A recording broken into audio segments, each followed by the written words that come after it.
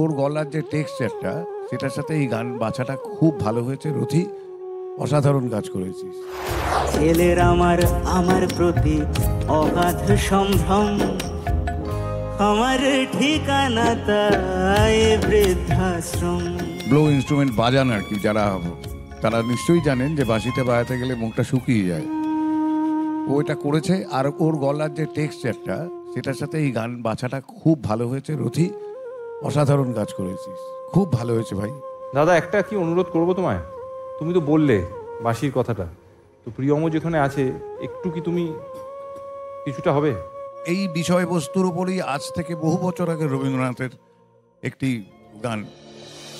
কে এসে যায় ফিরে ফিরে আপন নয়ন নীড়ে।